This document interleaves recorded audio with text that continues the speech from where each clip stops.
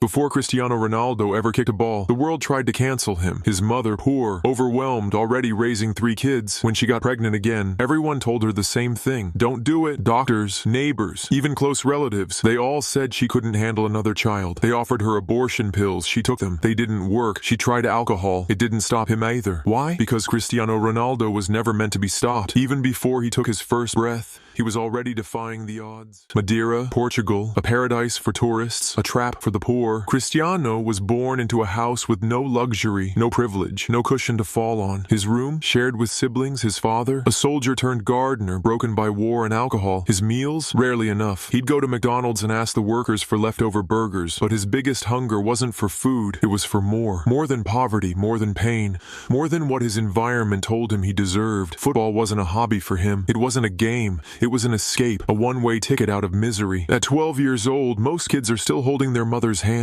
Cristiano, he was boarding a plane alone, leaving Madeira, leaving home, leaving everything. Why? To chase a dream that didn't guarantee a future. Lisbon was colder, in weather, in people, in comfort. He didn't speak a local dialect. He was mocked for his accent, bullied for his roots. He cried every night, biting his pillow so no one could hear. But even in tears, he refused to quit. He ran harder, trained longer, slept less, dreamed bigger. Most kids trained when the coach told them to. Cristiano trained when no one was watching. His teammates would wake up at 2 a.m. and find him doing push-ups alone. He'd finish training and then train again. Coaches said no rest. He said, "Oh, not until I'm the best." He wasn't born with a silver spoon. He built one from sweat, sacrifice, and sleepless nights. And behind that smile, behind the celebration, behind the fame, was a monster who refused to be outworked. When Sir Alex Ferguson signed Cristiano, the world rolled their eyes. Too skinny, too flashy, too arrogant. But Ferguson saw something else. Fire. When he stepped onto the Premier League stage,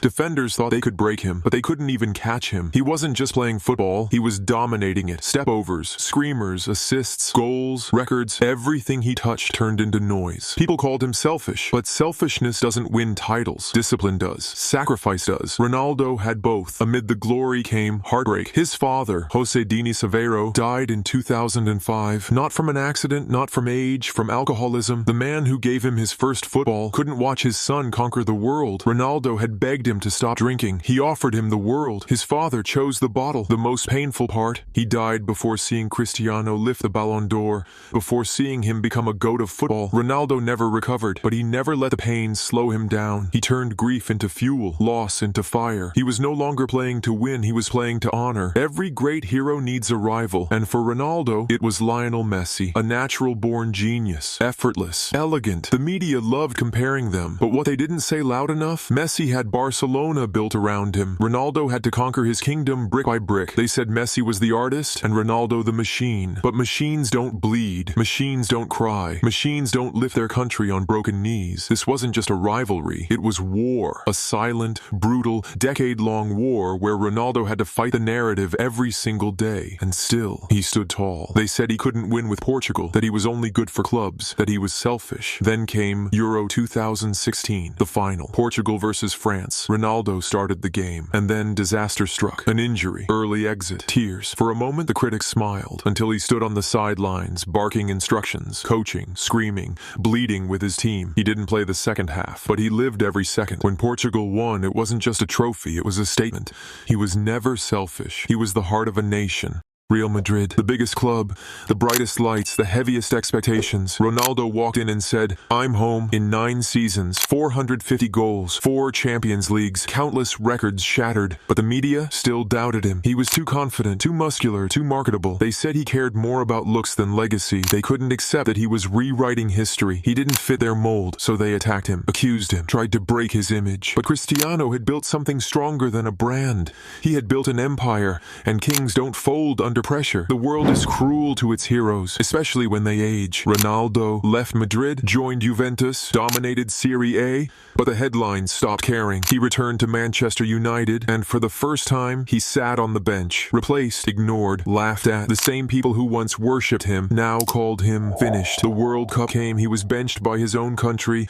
Portugal lost, and Ronaldo cried, not on the field, alone, in the tunnel, silent, broken. But here's the twist. That fall, it didn't kill him. It made him immortal because even broken, he never quit. Today, it's trendy to hate Cristiano Ronaldo, to call him arrogant. Was he perfect? Number, did he make mistakes? Yes, but name one legend who didn't. The truth is, they hate him because he never needed their approval, because he built himself from nothing, because he never fit the humble hero narrative, because he was too good, too loud, too relentless. They don't hate Cristiano Ronaldo. They hate what he represents. Unapologetic greatness, from a failed abortion to football immortality, from asking for burgers at McDonald's to owning the most followed Instagram account on earth, from a kid who cried into his pillow to a man who made the world cry with his goals. Cristiano Ronaldo was never supposed to succeed, and yet he did, more than anyone. He's not just a footballer, he's a blueprint for resilience, and whether you love him or hate him, you will never, ever forget him.